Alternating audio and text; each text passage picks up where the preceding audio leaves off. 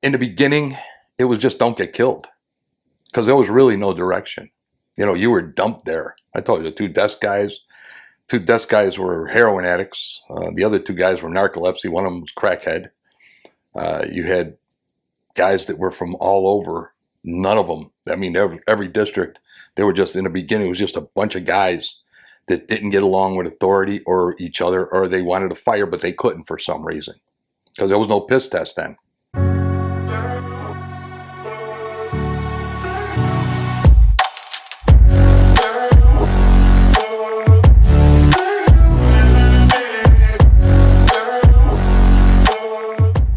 Can you introduce yourself for me, please? Name's Charlie Toussas. Charlie, can you tell me where you worked? I worked in Cabrini-Green, public housing, Henry Horner Homes, Stateway, all the projects in the city of Chicago. So Chicago from 1981 till 2005. Correct. Can you give me a little bit of background of your home life growing up? Immigrant parents, didn't speak any English. Where were they from? Greece. Okay. Funny, when I went to kindergarten, I didn't speak a word of English. I had to learn how to speak English because all they played was Greek radio music and spoke to me in Greek, and I wasn't allowed to go too far because it was kind of a seedy neighborhood. Were you born here in the United States? I was born here. Okay. Yeah. But your parents just spoke Greek, and that's what That's it. How about brothers and sisters? My sister came from Greece. My second sister, she was born here, and my brother was born here also. Okay. But the beauty of that was my older sister, not the oldest one, the second one, when she went to school, she realized we have to speak English. So we learned a little bit, but we basically needed an interpreter. Really? Yep. Okay. So when did you learn English then? Kindergarten, Okay. to first grade. I mean, I still spoke with I sound like a restaurant owner. Spoke with a little accent, Okay. but that went away. What type of kid were you growing up? Were you into sports or? I was into sports. I was into getting in trouble. I mean, we grew up basically on a dead end, not a dead end street, but our street ended at Allied Steel trucks back and forth. We used to jump on the back of trucks, and I actually jumped on a train one day, and the Indiana State Troopers had to bring me back. I ended up somewhere in Valparaiso on a train crying. I was 7 years old, and we were jumping on trains. I got in a boxcar, and that's the kind of kid I was. So when you get into high school, if I were to go back and interview one of your high school classmates, would they ever in a million years say that you went into law enforcement? Oh, no, not. Well, why not? I hated school. I hated the teachers. I hated authority.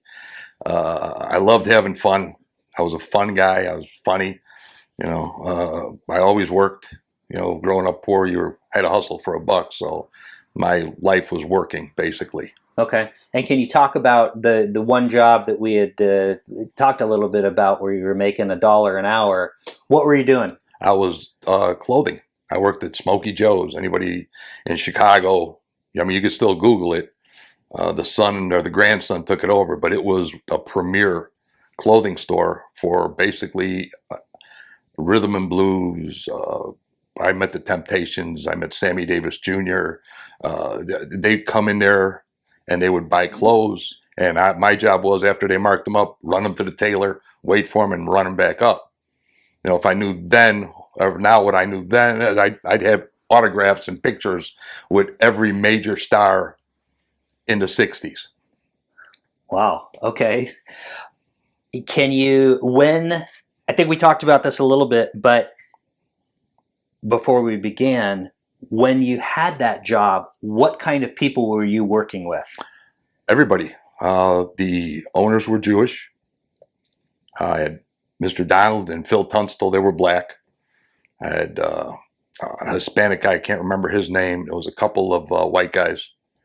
But you would get, and this was inner city. I mean, all these guys were like scammers and schemers, including the bosses. And you would pick up, a little life lesson here, a little life lesson there. The blacks would always tell me, watch the Jews because the Jews are going to screw you. The Jews would tell me, watch the blacks because the blacks are no good. The Hispanics didn't care about anybody. It was one of those deals where you would get it was a life lesson. How old were you as you? 14. 14. But I had a beard, so I looked 16. How long did you work there? 2 years. 2 years. So you're basically getting your life lesson through there. Did you graduate from high school? I did. Okay. I graduated 893 out of 897.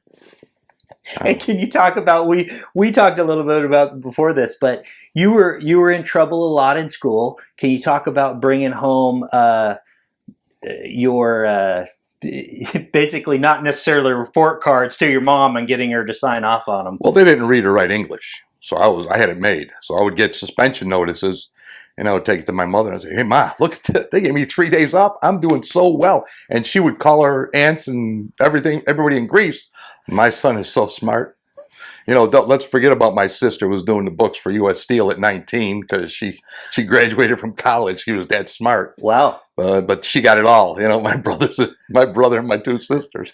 My other sister, we were all dumb as a box of rocks.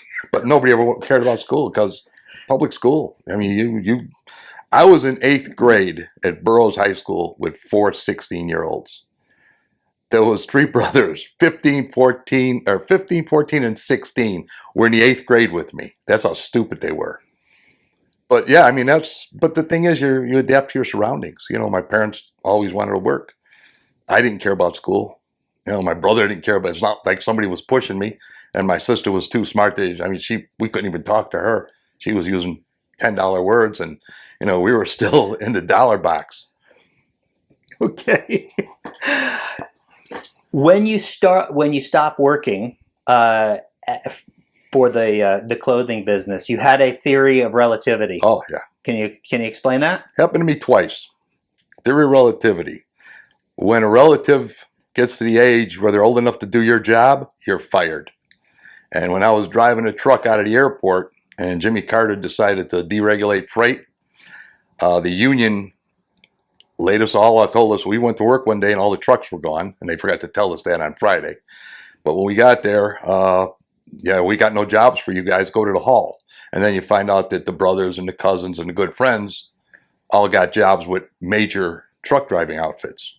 Because again, we were union, so they shoved the main guys. So again, the theory of relativity strikes. So essentially at that point, how old are you in 1981 when you start with law enforcement? 26. 26. So you were driving truck prior to that. Ultimately, you had no desire to be a cop. Oh, I would take my wife to Mexico 4 or 5 times a year, go to Acapulco. 4 or 5, that's how much money. I was making a ton of money. I mean, I was working 6 days a week, double time and a half. I'd work 4 hours on the dock in the morning. I basically had $25 an hour. In 1979 and 80, you were loaded. Milk was still less than $1 gallon. Bread, everything was cheap. Plane ticket, we go to Mexico. I remember we went like 3 times in 2 months. And then Jimmy Carter. So you had no relatives, you had no background in law enforcement. What made you decide to become a police officer? My wife was pregnant, had a house payment, 2 car payments, and no money. So I got the letter in November or December of 80 saying, report for your final physical if you're still interested. So I told her, I said, you know what, a 14.5 is better than, I was hustling pizzas, I was driving a cab, I was doing anything I could do for money because I had $1,000 a month for insurance because she was pregnant. But you had applied, had you applied to be a police officer before you became a truck driver? Oh yeah, in 76, I was drunk. I went there with a friend of mine, so we filled out the application just as a joke. Oh, so you had absolutely no desire whatsoever to do 76, it was 5 years later. So you are forced into becoming a police officer for economic reasons more than anything else. Yeah. There was no upside driving a truck. None. Wow. Okay. So 1981, you start with Chicago PD. You're essentially on patrol for a year, and then the rest of your career is basically in Chicago public housing. 90%. I was transferred for some reasons to a normal district. Okay. And then it was basically when I didn't work or play well with others there, they sent me right back to the projects. Okay, so for those people who have no idea what projects are, living in, Idaho, for example, can you explain what a project is in Chicago? Varies. I mean, you got the row houses, which are still there in Cabrini, just 2-story, look like little townhomes. Okay. Anywhere else but in the projects, they'd be townhomes, probably $500,000. Then you got the low rises, 7 to 9 floors, and then you got the 19-story. And take the filthiest conditions, the most inhumane living conditions you can think of, times it by 5, and that was the projects. Is there a breakdown in terms of demographics, or is it in terms of race? Is it 50% white, black, Hispanic, or is it just, give me a breakdown of what the demographics are in the projects? 99.9% black, and then the rest, a couple white guys, a couple Mexicans, very few Orientals, but basically the projects were built by Old Man Daly. And believe it or not, I was watching TV when the first one went up, and they were happy. They were built to keep the blacks away from the white areas. That's why that's the real reason he built the projects. Because there was projects from, you go by, a block is, let's say 10 addresses. It went from 18th Street to 54th Street on State Street, and it was lined with 2-3 project buildings on every block. That's how many were just in one area. That was Stateway Gardens all the way to Robert Taylor Homes. You had that many. And then you had Cabrini-Green, which was built for some strange reason on prime real estate. Those where you can go to the top of a building, you can say Lake Michigan. And they wanted that property so bad, but they had probably 60,000 residents that were all screaming, "We're not leaving." So Cabrini-Green projects, how many people are there? Legitimately probably about 20,000. Throw in some cousins and babies, and probably close to 60 at their height. So I have this vision of these projects, besides the row houses being like just these monstrous hotel buildings. Is that kind of what they look Bigger. like? Oh yeah, they look like Vegas casinos. That big. You can Google them and Google the interior of them, because they were, my daughter had a project where they needed a unique bug for her science project. So I went in the basement of our office was in the projects. So I go in the basement of our projects and I get a roach this big, and I stick a pin through it and put it on a thing and put down Cabrini roach. And she took it to school, and nobody had ever seen anything like that. Wow. Okay, so you started in these projects. Well, let me go back for a second, because at 14, you talked about how you were getting these life lessons from black guys, Hispanic guys, Jewish guys. So you had a lot of life experience at that point, dealing with different races and backgrounds and everything else. Once you got to these projects, Cabrini-Green, everything else, where you're dealing with only 99.9% of all black people, any thought process going on in your head at that point? It was easy. I found it, knowing what I knew and how to talk, growing up with these guys, especially a guy named Phil Tunstall was really a mentor to me. He taught me about how he gets stopped every day by the police and how they be smoking weed and have to hit the windows and throw the weed out the window. He says, spread out all over, and you pretty much learn that what goes on in the inner city, even not living there yet. And when I started in a mixed racial demographic. There was blacks on this side, Hispanics on this side, and the whites were all the way in the corner. And, you pick up a little bit here, a little bit there. And the guys you work with, when I got on, were the last remaining World War II guys. These guys were a trip. They would keep to themselves. They very rarely let outsiders work in their car. And when they say their car, everybody had their own car. You know, you were in this sector, this car, they had their own sectors, their own cars, and they wouldn't let anybody else in because they didn't trust anybody else. They were some strange, but when they call them the greatest generation, you could see why when they went about their work ethics and how they treated people. Essentially, we discussed this, but you really weren't on patrol in the housing project. You were kind of doing foot patrol more than anything else. You didn't have a vehicle, or did I get that? Did I understand? We had a car to drive around. Okay. But we weren't tied to a radio. You Right. know, most policemen, we got a call. Give it. Let's say 9/11. Yeah. You got a call here. Yeah. We didn't have that. Okay. We just had a citywide radio. We heard all the hot calls in the city, and we could pick and choose what we want. So give me an idea of what a typical, if there was a typical, what were you working on as a Chicago public housing officer? When we got to housing, I was sent there from the 9th District because, again, when you don't work or play well with others, we didn't have a union. So that was the dumping ground for all the drunks, junkies, people that didn't like authority, people that taught, the guys they couldn't fire but wanted to make quit or put them in an area where they could get themselves fired. And just so we're clear here, when you say drunks, junkies, I mean, we're talking about police officers. Oh, yeah. Yeah. Yeah. We got, I thought, 2 coppers that worked the desk caught hepatitis from the same needle shooting heroin. We found the desk guy's gun in the safe of a dope house because he had pawned it to buy heroin.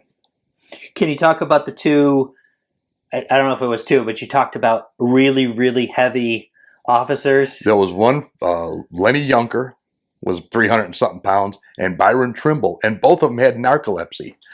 So there was a bunch of good stories about them. You'd walk in the station, and right behind the desk, Byron would be like standing like an elephant. He's standing up sleeping. We all just start laughing. I mean, they were in the same squad car. If I didn't see this, I wouldn't have believed it. But they were both in the front seat of the squad car, passed out on Rush Street. Rush Street is the main party street in the 80s in Chicago. And the car was inching. They fell asleep. Both of them were sleeping. And Byron was driving, and myself and my partners, we just looked over, we had to run over there and stop the car. It was funny, but if they would have hit somebody, I didn't want them to get in trouble. And Trimble finally got fired for smoking crack. Okay, so going back to my original question, what was a typical, if you had one, what were you working on? What was a typical day for you working in the projects? Well, let's put it in perspective. Okay. First day in the projects, they big steel shields in front of the windows, desk sergeant behind a desk, steel, bulletproof glass to come in the door. And you walk in, and I got all my cool police stuff that he says you won't need any of that. Just get a pair of jeans, some gym shoes, and a shirt, and if you got a vest, wear it. We didn't have vests in those days. They weren't mandatory. So he says, go in the back, grab a locker. There's plenty of lockers. I go back there, and here's a big fat white guy in his underwear because it's 900 degrees in these places. He's laying on the bench, and I went out, I put my stuff in line, and I said, hey, he says, that's your boss. I said, what? He goes, it was a guy named Sergeant Joe Casala. Joe Casala's famous. He did movies with Chuck Norris and with Steven Seagal. But he made the mistake of one of the black bosses said something to him, well, what do I call you? And Joe answers back, what do I call you, boy? So needless to say, they put him on a rail to Cabrini, and his wife threw him out. She decided she liked women, and she didn't like him anymore. So she throws him out, and he had nowhere to go. So he comes to the private, gets a locker. I mean, he used to take, we used to call them the sink showers. He'd take a white cloth and wipe himself down, get naked and wash himself up, and take all his clothes to the laundry until he found an apartment. What was your directives to work in the project? Did they say, we want you to work on this, or how did you figure out what you were working on? In the beginning, it was just don't get killed, because there was really no direction. You were dumped there. I told you, the two desk guys were heroin addicts. The other two guys were narcolepsy. One of them was crackhead. You had guys that were from all over. None of them. I mean, every district, they were just, in the beginning, it was just a bunch of guys that didn't get along with authority or each other, or they wanted to fire, but they couldn't for some reason because there was no piss test then. Can you talk about how lawless it was back then? You can hear the gunshots. You can hear the bullets, the smaller caliber bullets bouncing off the steel shields in the windows. 1,100 murders a year. Somebody shot once, twice a day in each building. And I'm talking about, go to Horner, those people shot. Stateway, people shot. The Hilliards, people shot. Robert Taylor, there's people shot. Horner, what was the other one? Diablo homes were truly lawless. I mean, they were blocked off. They wouldn't let the police in until we got there. Can you tell the story about gang members charging little old ladies? Well, we used to park the car. I mean, the last thing the gangbangers would expect is for the police to walk up on a building. So you'd walk into the breezeway. It was 3 ways into the breezeway, front and 2 sides. So we would each take, we'd take the sides and walk in, and they had milk cartons. They'd be sitting, all the lights except for the elevator light were off. So you walk into a pitch black hallway, and there'd be somebody with a gun sitting on a milk crate. And the reason we went there is somebody called and complained they were charging the little old ladies 25 cents if they wanted to ride the elevator up to the 19th floor with their groceries. And this is how CHA worked. The gangbangers got the lower floors, where the old people, that didn't pay anybody or had no influence, they stick them on the 19th, 18th, 17th floors. Charlie, you keep mentioning guns and shootings and everything else. I mean, obviously Chicago, even to this day, still has a gun problem. Back then, if you know, where were these guns coming from? I know a guy in the 70s that went down to Champaign to a gun store or gun show and bought a case of 25 Titan automatics for $15 a piece. So obviously, before they're starting to tighten up the regulations of the... There's no regulations. I mean, we used to call the RG-22. I don't know if you ever seen one. Mm-mm. The RG-20, I call that the gun that won the West Side. Because everybody had an RG-22. They were $15. But where were they coming from? Indiana, Wisconsin. I mean, Iowa, Okay. Chicago. Yeah. I mean, you can walk into the store and they would have gun shows up here in a major theaters or venues. You just walk in there and buy guns. If you know, do you think that that's still going on today? Oh, yeah. Oh, definitely. Okay. I mean, these guns this is some Highline stuff. There's no more RG-22s and Titans and Delcos and, Special Agent 32 automatics. I mean, they're getting the Glocks. They're getting the SIGs. We had a case in the Altgeld Gardens. Altgeld Gardens was another one of these one way in. It was about a mile around, and they backed to the railroad tracks. And they hit they hit the only boxcar that had guns. Somehow they got somehow they figured out that look for this boxcar because the train's going to stop at this location. And they stole 10 guns, 10 45 automatics. So immediately, they call the ATF. The ATF calls us. You got to go to projects. So we went there and we got all 10 because we knew who the boxcar guys were. And we went to the one guy's house and all 10 of them were sitting there. And we asked him, he goes, we got a cousin on the railroad. So he told us that it's got to stop. He says, it's got to stop right there. He says, hit it quick. And there's a box of guns. Wow. When you start working in the Chicago Housing Project, obviously you must have, because we talked about your partners that you ended up working with for a long time, there must have been a sense of, hey, we've got to work on something, or we've got to take care of some sort of problem. What kind of things were you guys working on once you came together as partners and kind of figured out, hey, let's start working on solving some of this crime? Well, every day the different districts would call you up. Like I said, the one about the Abla homes. The 12th district commander called our boss and said, listen, what can you do about, they had a traffic jam of suburban white kids buying PCP. They'd go to these high schools, they'd pass out maps. Take the Eisenhower Expressway, get off at Ashland, make a left, make a right into the project, snake your way around to this building. And they had right on there, do not worry about security. No one gets hurt here. Which is true because they're, you shoot a white kid, nobody's going to come back there. So they used to protect these people.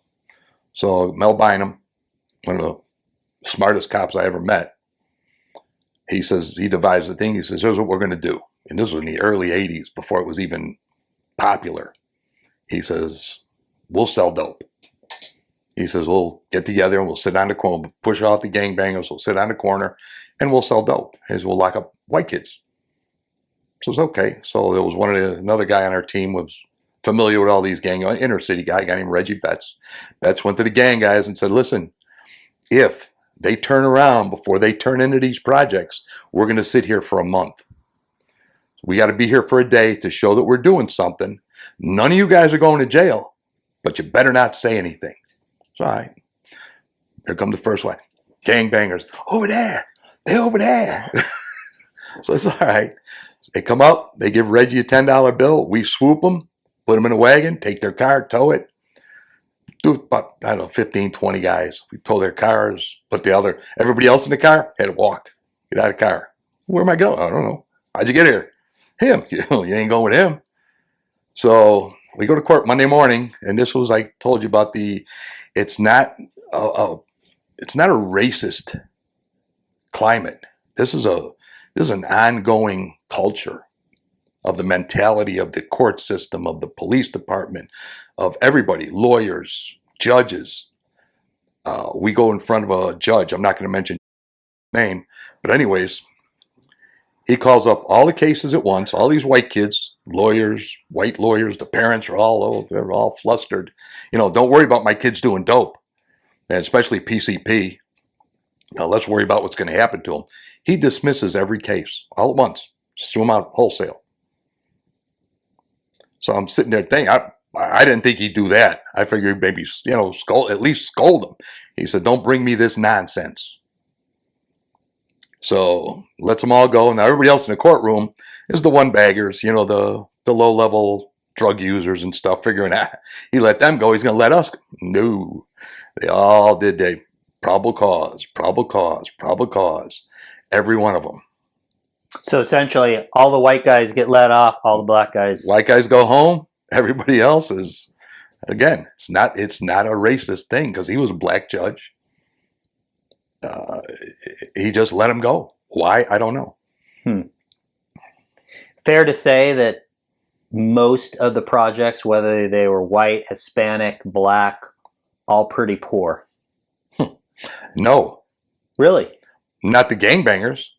These buildings were made for selling drugs. They were made for selling drugs. You can go up one floor. Now, by the time in there, you look out, so they can see there. Before they decided to spend $1 billion on security, it was like there was a rail about 4 feet off, chest high, and everybody can look out, and you can see all different directions. You can see the police coming, or you see somebody sneaking in. So if the drug dealer was on the second or third floor, all they got to do was they had walkie-talkie. I mean, if they put this much work into a real job, they'd be multimillionaires. But the problem was most of the drug dealers were already multimillionaires. And they'd whistle out. Guy come down from the second floor, the runner, give me the money, run up, bring you the bag. If anybody gets caught, he gets caught. One guy. The guy with the dope disappears. There's 10 apartments on every floor, 19 floors. Pick one. So what I find interesting that you and I were talking about is you never become a detective, but essentially what you're doing is detective work. I mean, like you said earlier, you are, hey, I get a call from this project. We need to solve this problem. I get a call from this project. I got to solve this problem. What was your thought process in that? I mean, did you ever consider being a detective, or you're like, hell no, I'm doing police work and I get to do whatever the heck I want anyway? I took the sergeant's exam twice. The problem was that in the city of Chicago, judges, aldermen, congressmen, senators, they run the police department. They put their people in. So a few people get in. I mean, we were taking the exam at Lane Tech. And afterwards, and that time it was popular to have a case of quarts of beer. And, you go, you take the test, strenuous test. And the guy opens his trunk and he's got sergeant's shirts in there. This is kind of optimistic. He goes, no, I'll be in the first class. I says, what? He goes, I'll be in the first class. He goes, they already told me. I said, I just wanted to test. I don't know. I don't care. I just filled out some. He goes, I'll be in the first class. He was in first class. The bosses, there was a guy named John Corliss. He was a drunk to the 10th degree. He drove a squad car in Lake Michigan one time, drunk on the lakefront. Made sergeant, made lieutenant, good friend of Madigan's. They made him the deputy chief of an area because the police, the mayor runs most of it, but the real politicians run the rest of it. That's why it's so crooked. Yeah, so let's talk about that, because we talked a little bit again before this pre-interview, talking about the corruption that was happening back then. How did you prevent yourself from not becoming drug dealer, drug user, skimming money, whatever it was that all these rest of these officers were doing at the time? I would interview guys in jail, and I would hear that door slam, and I was pretty. I've got a sign, I've got a tattoo on my ass that says "one way out." And there was no way you're going to get this kid in jail. I mean, I had two kids. They used to drug test me. They hated me because I'd step on a lot of toes. I mean, I've showed you some of the pictures. We didn't do the one baggers. We used to get everybody's dope, and that includes the police dope. Because the police ran the drug trade in the city of Chicago, late 80s, early 90s. They ran it. They basically ran the whole thing. So you had two black partners that were helping you out, or not helping you out. You worked together with these guys. Same sort of philosophy from those guys. I mean, why were the three of you joined together? Why did you have a common theme of, hey, we gotta do our job here? We could trust each other. We weren't worried about it. We're not going to run when the shit hits the fan, which a lot of police did. The shooting starts. You gotta depend on somebody, and you got to make sure that if you come to work with $1, you leave with $1. And the same thing. Well, my one partner was Eric, was the co-captain of the Phi Slamma Jamma team at Houston, and my other partner went to West Point. Grew up in Ida B. Wells. Smart kid. Both of them smart. Clean cut. Didn't steal. Didn't need to steal. I mean, you live within your means. You're fine. I made a lot of money on the police department. I was in six figures in the 80s. And I was like the second highest paid policeman on the payroll. And that was more than the superintendent. Just because you were working overtime all the time. I was in court every day. I worked nights. I worked my days off. I did everything I could do to make money. And again, that was another reason some of the bosses really didn't appreciate me, because I used to, and I'd rub their nose in it. They would say, the one I remember, a lieutenant at roll call said to me, he says, "I make $76,000 a year." I says, "How do you live on that little bit of money?" And they couldn't get overtime. They didn't pay them overtime at that time, only the police officers. I said, "How do you live on that little bit of money?" I says, "Don't you feel bad?" And I just walk away. And it left a scar. Some guys would laugh because they didn't care. Yeah. But, you get some of them that think that hey, I was put in this position. I should make more than you. Right. Don't worry about you're doing all the work, but I should make more than you because I'm a lieutenant or I'm a sergeant. So you weren't making friends with some of those people. You know what? I never made friends. I really didn't. I mean, it's the working policemen. Like I told you before, I work with probably 100 of the best policemen in the country when it comes to street cops. We had no computers. We had no gang files per se. If you want to get something a gang file, you had to go downtown and go into records and dig. There was no gang files. There was no, I'm going to get on a computer. I got to run this guy's name. Where are you going to get it? We had radios, no vests. Until they bought vests for us. I wasn't going to buy a vest. I never had one, but I carried a gun since I was 14. I didn't need a vest then. I don't need one now. That's my mentality. But yeah, I work with the best guys, and we wouldn't work with anybody else.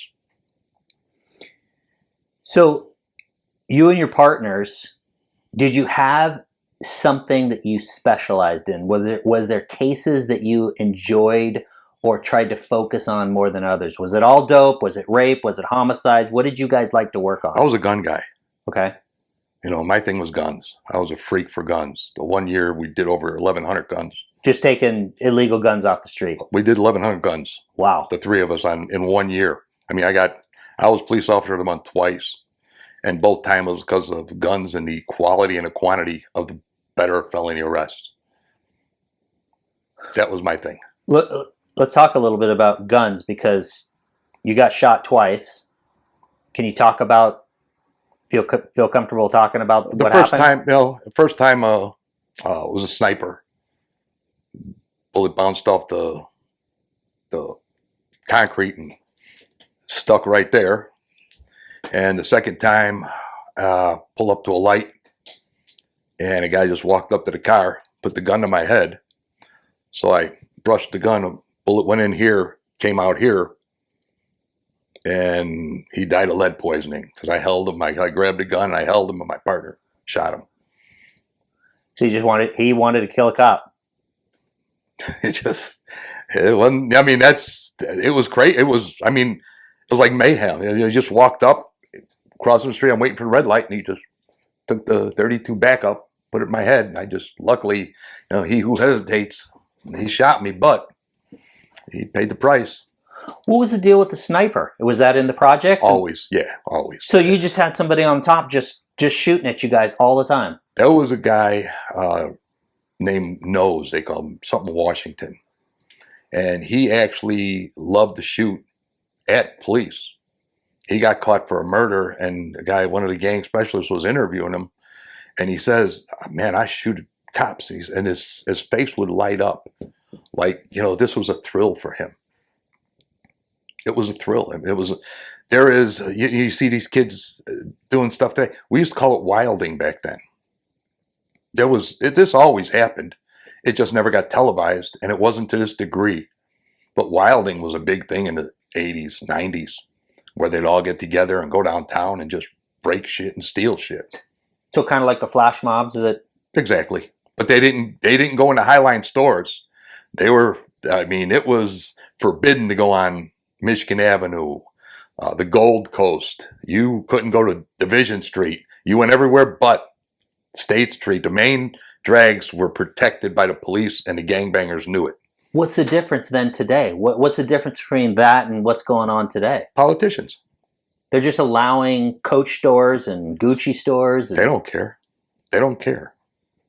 You know what? Again, I told you, the chaos masks their corruption. These politicians, they were more than crooked back then. They make money. They're getting money. If you watch the mayor of the city of Chicago today, there's going to be probably, I don't know if they'll allow it because I told you before, I've seen mayors and judges and everybody else call off federal investigations. One of the guys I knew very well, the judge said, investigate that guy.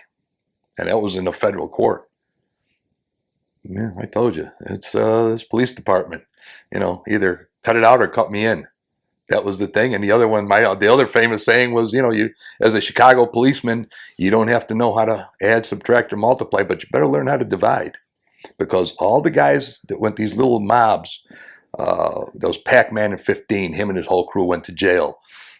There was two guys, actually 3 crews in our unit that were just renegades. They would just go steal shit and break shit, and they never split with anybody. And so that's why they got in trouble. That's why you get in trouble.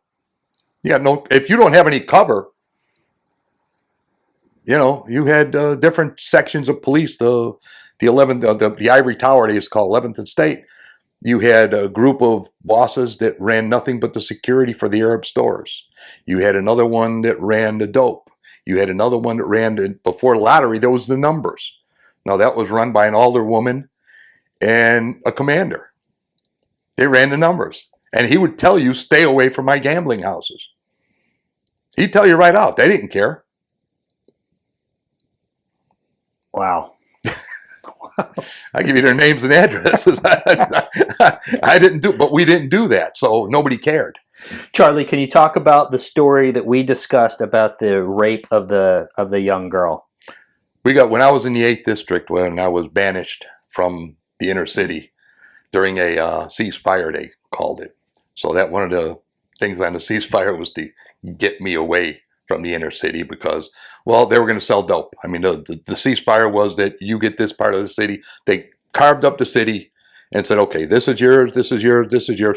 No more shooting. Don't kill each other anymore. And they abided by it. Don't kill anybody, but we're not going to enforce the drug laws. You guys can do whatever you want. That's why they knew I wouldn't deal with that. When I was in the white area, they didn't care how many white people you locked up. They didn't think there was any crime in the white area until I showed up. That was a fact. I mean, it was the Southtown Economist. You get them newspapers from the 80s. And on the police blotter, I would be half the page. This guy's a city worker's son selling drugs. Another one with a kilo of cocaine, shotguns, pistols. White people deal in bulk. The inner city, you get a guy selling drugs. He's selling dime bags, nickel bags. These guys are selling half ounce, pounds of weed. And that was easy because they weren't used to someone getting out of the police car and walking. Before you talk about this rape case then, okay. Talk about why you got pissed off when the crime bill happened then and what you did. Well, they told us that, we were, I wasn't used to locking up drinkers and pissers and trespassers. So the crime bill comes out. There was the CO book, the commanding officer's book. In the book, every team, our 6-man team, had to come up with 24 misdemeanor arrests. I said, we don't do this. They said, you'll either do that or you'll be in uniform walking. I was okay. So the wheels started turning for a minute. And I took me and my friend Frank off. I said, Frank, let's get a wagon and take a ride to the stadium because right across the street from the Chicago Stadium was the projects. So I said, well, we'll sit in front of the projects and see what we can come up with. So we locked up a whole wagon full of white guys in suits walking down the street to the Bulls playoff with a beer. So we made sure that they stayed in jail long enough to where them $2,000-$3,000 tickets in their vest pockets were never used. And they were pissed. They were screaming the whole time, you can let us out. One was a lawyer. This is just a ticket. Sir, I'm running name checks on 20 people. Don't you realize how long it takes? We're on Chicago computers. This takes a long time. So we waited till about 2 minutes left in the game. And I had all the tickets written out. I said, okay, here's yours. So we come to work the next day. We had a black female lieutenant that they had a little, everybody ran their own thing and we had a lieutenant most of the time. So I walk in, she couldn't wait. Get in my office immediately. Okay. So I go in the office. What did you do yesterday? So I got you your 24 drinkers. One of them was the mayor's this. No. I says, you didn't tell me they had to be black. I said, you ought to be ashamed of yourself. I said, this conversation's over. I'm done. I says, write me up for locking up white people. We never had to do that again, though. I told her there's a lot of project buildings by a lot of nice places. So they told us we were exempt. They just doubled up on some of the worthless cops.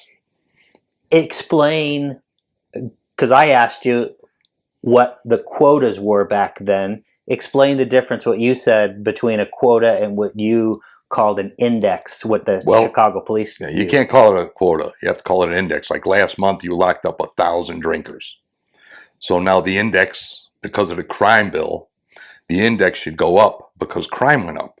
So you go from 1,000 to 1,100, from 1,100, and you can't get less than you got the month before. So no matter what the crime is now, it's going up.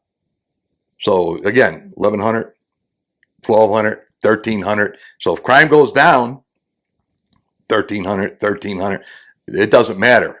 So when they turn around and they say, okay, what are you doing about the crime? We locked up, this unit alone locked up 1,300 people.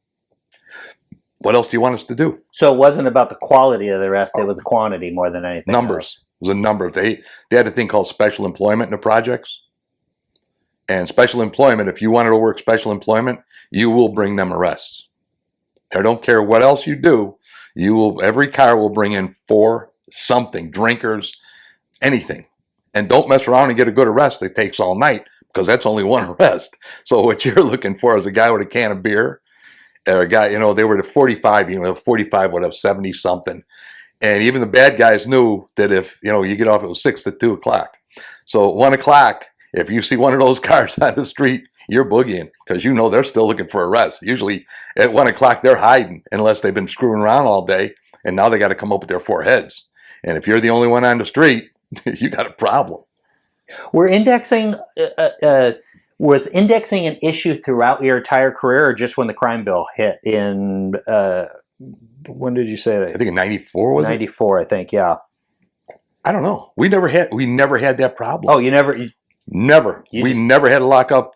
If I locked up a drinker, it's because I locked him up and he had a gun. I'll search you. You got a gun. You're drinking.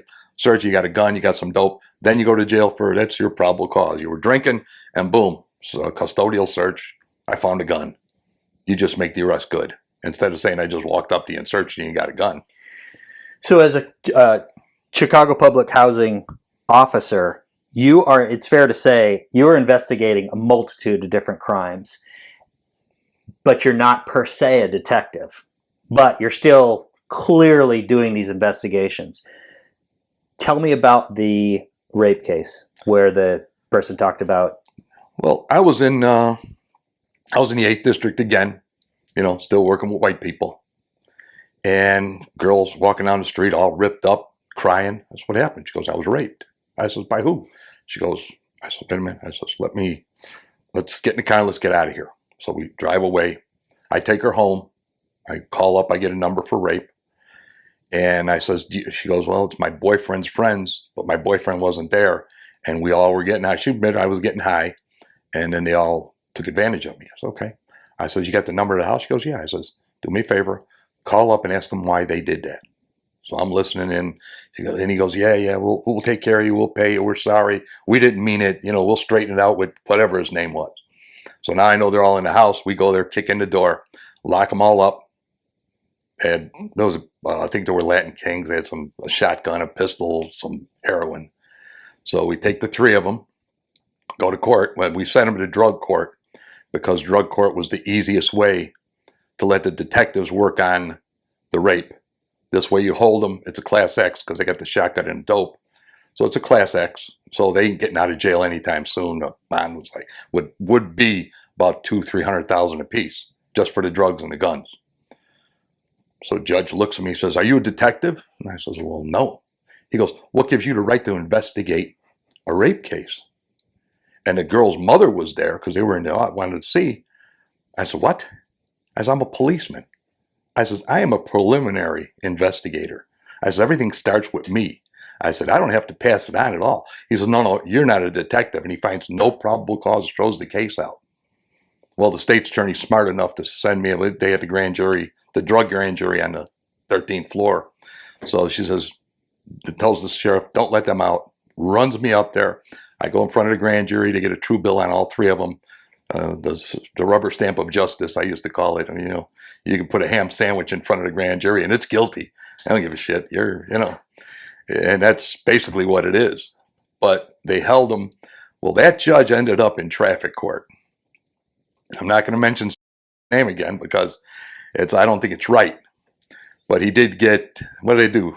Defrock him when he got caught harassing or doing hideous things to one of his female law clerks. But yeah, he got his just desserts. But he got moved to traffic court because the mom was like... All of them. He had a history. Okay. He just had a history of making the decisions that are being made today, and everybody's applauding him. He was way ahead of his. He was ahead of his time. He is. What about the other? You had mentioned another judge when we were talking about having sex in her chambers and letting somebody else kind of run the show. It was Branch 61 at 61st and Racine. On the second floor, there was a courtroom, and in that courtroom, I can't remember the judge's name in that courtroom. Went to jail. He was on 60 Minutes. He was at the Cameo restaurant making a deal with a lawyer on a arson case, telling the lawyer, you give me 10 grand, I'm putting in, I'm not on tape. He says, you give me 10 grand or I'm putting your client under the jail. And this was a little bit, I mean, I thought this guy was going to be my savior. But he would go in the back and get drunk, and he would put the court sergeant, every court had a court sergeant. You know, they would get rid of the preliminary, just garbage, disorderly, this and that. So when it came to the lawyers where everybody was paying, they would put Ray on the stand. And Ray, about 350 pounds, he'd put that black robe on, and he'd sit back there and adjudicate cases. You know, they would make the deal, how much, you know, how much for this, how much for that. Well, about 6 months before this, I was sitting in the back. I was, you know, I had a ZZ Top beard. I had hair down to my shoulders. And I was half in a bag, and I'm sitting in the back with the criminals because I didn't want to embarrass the police by sitting next to them. So I'm watching this guy, and he's talking about it. Well, if he puts me in jail, I'm shooting him. I'm like, what am I doing here? I says, are you kidding me? So I'm looking, and he stands up, and you can see he had a pistol under his sweater. So I'm like, I can't let this guy shoot a judge. So I run up, I tackle him, I take the gun, and I throw it at the bench where the coppers are all sitting, and they all knew who I was. And I said, he's got a gun, he's got a gun. Well, the judge shits on himself, runs in the back with the clerk. Ray, all 300 pounds of him, flips over they had like a 3-foot partition with the gate. He flips over that, and he's like a turtle on his back. And this judge is like, oh man, he writes a beautiful, it's in my jacket, a 2-page letter. What a great police officer I was. I saved his life. I saved the life of people in the courtroom, blah, blah, blah. And he says, if you ever need it, he says, you come see me, I'll take care of you. And I knew he's a judge. He can do anything he wants. So I'm a sergeant. Shit, are you kidding? I might be a general. Yeah, well, I'm watching 60 Minutes with my wife, and there he was. Yeah, I was like, well, my luck. My first clout died, and this guy's in the penitentiary for 30 years. So back to the projects with me. But that judge ultimately was putting his, what did you call it, a court sergeant? Yeah, he was a court sergeant. In his own robe, and he would just do his thing. He'd adjudicate cases. Wow. I'm telling you, Chicago is like no other place in the world. It isn't. It was the greatest show on earth. I mean, seriously. How many murders do you think you worked on in your career? I got to say at least 10, 12 a year. We only handle stuff in projects. Right. But so were they all drug related? You know, the stuff that's going on today is because of the vacuum that the city and the FBI created by locking up all the heads of the gangs. They put them all in jail, and they left out the little wannabes. Now, the wannabes, they might be the same gang, but they want your corner. Yeah. And they're not going to get that corner. Everything you see today is, again, like Chicago. When I was in the, after I left the 8th district, I was moved to the 7th district, the Inglewood. We're sitting at a light. I was with, I never worked with these people. I didn't have that many steady partners when I went to these districts because everybody was already partnered up. So I would get stragglers. So we're sitting at a light at 59th and Ashland, and here's the cars shooting at each other. They're driving down, and we're in a marked squad car. These cars are banging into each other, shooting back and forth. And I was like, I guess this is Inglewood. You know, you heard about Inglewood, but you can't believe it. So we spin around, we catch the one car, we get their guns, and my partner gets out of the car, and he's got a hot cup of coffee. I pull out my gun, and he throws the coffee at the guy, and the guy went like this and put his hands up. I says, what are you doing? So, but that was the mentality in the city. They didn't care about police. I probably on viewed a dozen homicides. What do you mean on view? On watching, just sitting there. Oh, seeing people get killed right in front of you. Right in front of me. Another guy, same thing in Inglewood about a month later, sitting at another light. Guy gets out of the car behind, and he shoots the guy 6 times in the driver's seat. We get out, and he puts his hands up. I said, what's your problem, bro? He goes, I haven't seen him in a year, and I can't take a chance I won't see him again. He shot my brother. These are all revenge shootings. Why do you think, Charlie, that they're doing it right in front of police officers? What's the mentality of just not giving a crap about law enforcement? You grow up in the projects or in the inner city. You're already sleeping in squalor. I mean, you're sleeping in sewage. Toilets don't work. Floor's got an inch of water on it at any given time. Roaches, you turn on the lights and kids are sleeping in their cribs with roaches crawling all over them. What could be worse? What could be worse? I mean, seriously. I'm going to go three hots in a cot.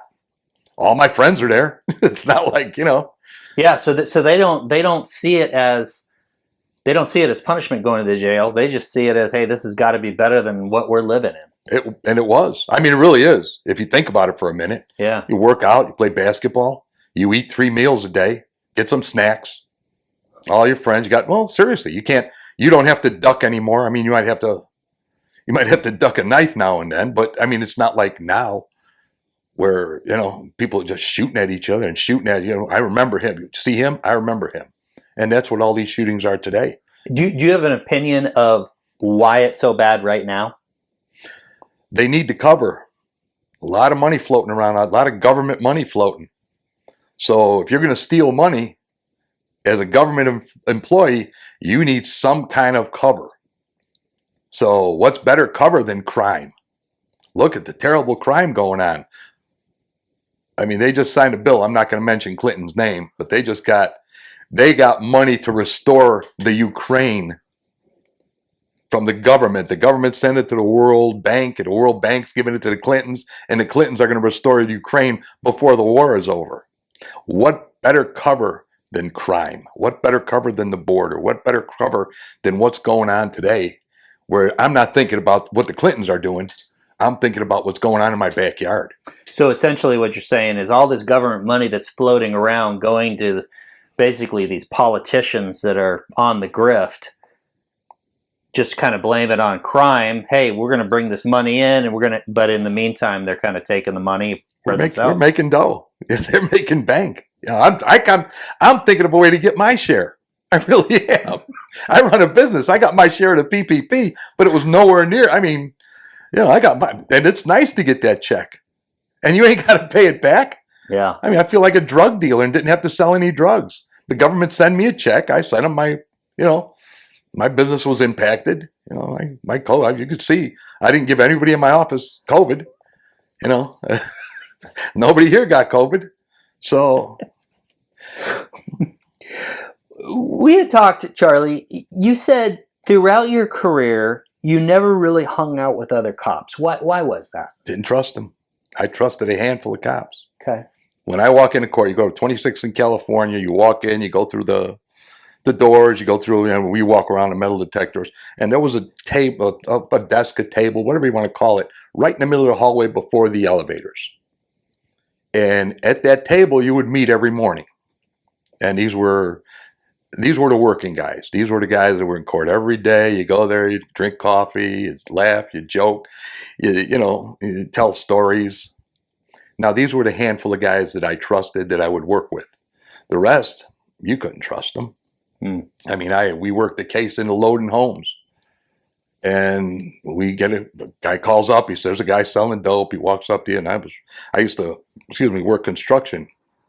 My wife's cousin had a construction company, so I would mix concrete in the daytime when I didn't have court, and I would go to work at night, and I would be covered with concrete and smell real bad, and I'd have my hard hat. So they used to use me to buy dope.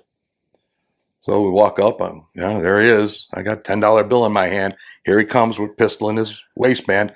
I reach out with the pistol. He reaches out. With the money, I grab the pistol and I hit him in the head with it. And we go down. I'm cuffing him. People, it was like roaches when the lights come on. His mama come out, his brother, his sister, and then my backup comes running up. It turned out the gun he had, I went in his mama's house. We went and got mama's house too. We got more guns and more, like 300 tins of heroin. So we run the guns. Two of them belonged to one policeman who reported them stolen. Another one, if you didn't have a gun, you would go to the first deputy's office and they'd sign you a gun out. That was the third gun. And I called up and I said, hey. He said, yeah. He says, there's about 4 or 5 more guns out there.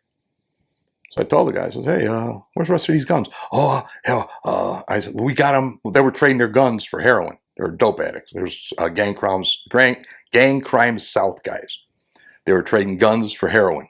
Police officers, yeah. So I told him, I said, here's what's going to happen, bro. I said, you see these 300 bags of heroin? I opened the pants, so I threw down his pants. I said, and I put the gun, I said, here. Fingerprints are all over it. You had that. You pulled that gun on me, tried to kill me. I said, now it's attempted murder and a Class X felony. Where's the rest of the guns? I'll make a call. I said, no, you're going to tell me where they're at, and then you make the call. So he says, all right, now the sergeant from gang crimes is there, and he's trying to cover for his guys. He's like, these ain't bad guys. I said, okay, yeah, no problem, Sarge. He goes, where are you guys going? I said, I'll be right back. You can sit here and talk to him. So we go to the house, and then the guy makes the phone call, tells Mama, put them guns in a bag and put them on the back porch. I'm sitting on the back porch. Mama opens the door. I barge in. She goes, he said you weren't coming in. I said, you can't trust white people. I said, what's wrong with you? He had a half a key of heroin. He was cutting up, and we didn't charge anybody with it because it was a bogus arrest. It wouldn't have gone anywhere. We charged him with the dope he had on him and the gun he had on him. But we get 6 police guns. That was that's the kind of, you trip and you just, in Chicago, you would trip and fall into a cesspool. Did that ever frustrate you? I mean, just knowing that there were corrupt guys running around. I grew up in the city. I grew up across the street from old man Tony, who got busted. The ATF barged in on him because he was making machine guns and silencers for the mob. His partner down the street was a guy named Ed. Ed was the biggest bookie in the city of Chicago and had protection. The only time he was arrested is the day that Mayor Daley died, the old man. They sent basically a SWAT team to his house. And he was smart enough to know the old man was on his way out. So the only thing they got out of there was about $300 worth of change because everything else was gone. But they put him on TV just to show him that you had cover with the mayor. We know what you were doing. And now you're on TV. They didn't have anything to lock him up for. They just, they put him in jail, just put him on TV. Mm. But that's where I grew up. So was I really worried about a bunch of cops stealing and doing dope? And who cares? I mean, it wasn't me. I told you, I'm too pretty to go to jail. I got to raise a family. I ain't got time to go to jail. Yeah. Did being a police officer affect your family? My wife got worried every once in a while. When they call her up and say, hey, your husband's shot, it probably wasn't the greatest thing. But no, I don't think really. I didn't bring stories home. I didn't put my kids in it. But how about this? You were working a lot of hours. And I've talked to other people that work a lot of hours, and it did affect their family. Did that not bother your wife? Here's what I got out of public housing. Public housing had maybe one boss, and he didn't give it. Just like Kevin Hillbilly brought it one tooth and it with his cavity. That's basically what it was. So when my kids had games, my kids were in sports real heavy. I would go get a squad car, run to the game. You know what I mean? I would alter my hours around my family life. Okay, so you took the time to make sure. Yeah, I mean, not as much as I should have or could have. Sure. But I did enough to where my son ended up playing pro ball, baseball. My daughter, both of them got full scholarships to college, and that was rewarding because every step of the way, at least I didn't see them a lot. My wife basically did everything, but she didn't work. She didn't have to work. She raised my kids. That's, did it affect them? I think my son thought it was cool. Okay, so my last question that I always ask people, Charlie, and I'm very fascinated to know your answer on this, which is, did being in law enforcement affect the way that you see people? You know what? No, because I knew I didn't like people to begin with.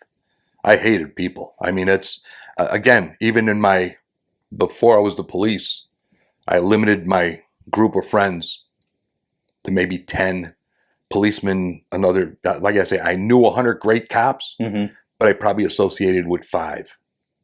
I would go out and have a beer before I quit drinking. I'd go out and have a beer, and we had a great time. But then you would see how they are, and they're mostly, I don't want to say they're all scumbags, but the ones you see in a tavern every night, and it closed the place. Well, we had Mike's opened at 7 in the morning and closed at 6 in the morning. You know what I mean? It was one of those things where they close up the doors, sweep the shit out, make the copper sit in the corner while they mop the floor and all the spit and puke, and then they'd open up again. Right. But then, and that's why I quit drinking, because, I came home one day about 7 in the morning, and my daughter was going to school. I said, "Come here, give me a kiss." She goes, "No, you smell like Shannon's father." And Shannon's father was an alcoholic. So I went to bed. I woke up. I threw my cigarettes away and never drank again. Wow. Kind of interesting that your young daughter kind of all put in perspective for you. I didn't want my kids to look at me as a drunk. Right. It was bad enough I wasn't there a lot, but if they thought that I was awake because I was drunk, at her, she was like 6 years old. And I said, you know what? If a 6-year-old looks at me and says I'm a drunk, I got to be a drunk. She says it's true. It's got to be true. Going back to that job that you had when you were 14, where you were getting all your life lessons, though, I'm assuming that you didn't have this attitude maybe that you developed later of kind of hating, I don't want to say hating everybody, but thinking everybody was a bunch of scumbags. I mean, did you come into the job with that idea going, you know what, people in general are just kind of not bad, but whatever. I just don't want to deal with that. Or did that develop over your time in law enforcement? When I was in grade school, okay. I was probably 5'8", weighed 90 pounds. And I don't want to say I was bullied a lot, but I didn't hang around with the gangs because I was already gangs in grammar school. But my father decided to move to another school district when I was in 8th grade. And when I went to 8th grade, I went to Burroughs. Burroughs was another garbage school. And that's where we had the 3 to 16, 15, 14-year-olds all in the same class with another 16-year-old, a 16-year-old go-go dancer that used to sleep through school. And I had a fight every day. I mean, every day I would walk out of the school, and finally one of the teachers would watch me. I would walk out of the classroom and I'd make like I was putting my books down, and I just punched the first guy in front of me, and I was fast as the wind. I was like Forrest Gump fast. And I would just run home every day. And this was every day. But finally a teacher got mad and says, listen, he says, you guys want to fight one-on-one, go in the gym. And they weren't tough, but there was 3 of them. So you're sitting there, you're getting punched in the back of the head. But that pretty much put everything. When I got to high school, my sister was already there, and a lot of my friends from my other school were there. So I didn't get bullied much. But then we went to Kelly High School. Kelly High School in '68 had a write-up in High Times. You want to buy drugs? This is the spot. You can get any kind of drugs you want at Kelly High School. Look it up. It was a haven for dope. I wasn't it for dope. I used to play football, baseball, basketball. I did all that garbage. And then I decided to work because I didn't like wearing ragged clothes. Because my father wasn't going to buy me any clothes. He was working in a steel mill making $1.50 an hour or whatever they made. He had just enough money to make the week go by, so we needed money. What did your parents think when you became a law enforcement officer? My father, that's my wife, my father spit on the ground. In Greeks, they go, "Puh," one of those. Well, as an immigrant, they would stop him and take $10 off him. No matter what he did, they'd take his $10 bill. And don't do it again. He said that's the lowest form of life you could be in America. Really? Yep. Yep. Did he change his opinion later? I don't. You know what? My old man was like, he was a POW in World War II for years, and he was another one of those guys. Like I say, this the greatest generation. There'll never be people like this again. No. You know, he came. There was no talk to this therapist, or you got PTSD, or he wake up in the morning every morning 5 o'clock, and he was on his way to work and come back at 8 o'clock at night, and not a peep out of him. Not, oh, woe is me, I ain't got no money, none of this. He worked, never got unemployment. He taught himself to read and write. So when people say, oh, you got it, I've got it rough, my Starbucks is cold, I've got it, you're talking about a guy that was basically a prisoner for 2.5 years. Lucky to be alive. Never bothered him, though. You never see him cry about it or nothing. How about your mom? Any opinion from her? She was an angel. Yeah. She made sure our clothes were clean. She signed all my notes from school. But when you became a law enforcement officer, did she have the same kind of thought process that your dad did? She felt bad. She didn't want me because she knew that it was a dangerous job. Yeah. And I was kind of wild, so she knew. I was a spare the rod, spoil the child kind of guy. Mm. She knew I'd come home all bloody most of the time. And my brother and I would go sit there eating breakfast and we'd get in a brawl with people. And she says, are you sure you want to do this? I said, I'll have a badge and a gun to do it now. Charlie, do you have any advice for people that maybe are thinking about going in law enforcement? Job's not for everybody. Yeah. It's if you've never been punched in the face, if you've never had a fist fight, if you've got a law degree, if you've been, I've got a criminal justice degree. Good. Somebody takes it and shoves it down your throat. You have to have a mentality. Well, here, people talk about the first day on the job. My second day on the street, I was working with a wagon guy. We go to work 7 o'clock in the morning, and the watch commander calls us over, whispers in his ear. He says, come on with me. We were working a wagon. The midnight wagon crew at 3 o'clock got a job, and they blew it off. They didn't go. So now this job has been festering for 4 or 5 hours. It was a SIDS death.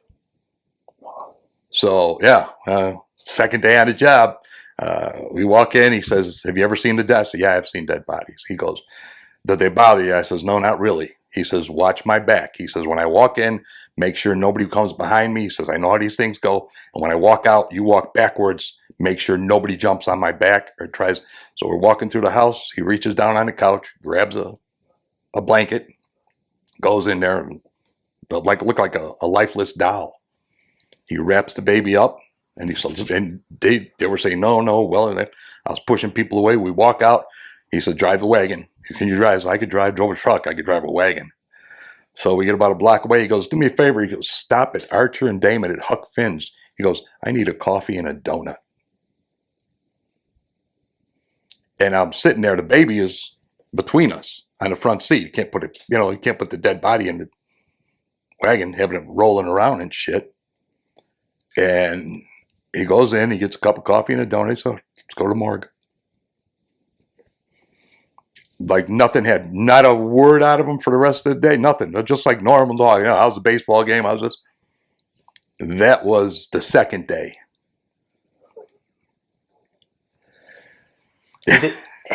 Yeah. So this job is not for no PTSDs, no nightmares, no. I've been involved in a couple of shootings. A few people have died. But there's no PTSD. There's no. So is it me, or is it the way I was raised? Is it my surroundings? I know one thing. I'm not putting a gun in my mouth and blow my brains out about something that just happened. That I'm sure of. If you think about that at any time, throw that gun and badge away. Because, again, you ain't been punched in the face. You've never been in a brawl. You've never had your ass kicked. The police department's not the place you want to be. Charlie, thank you very much for the interview. Anytime.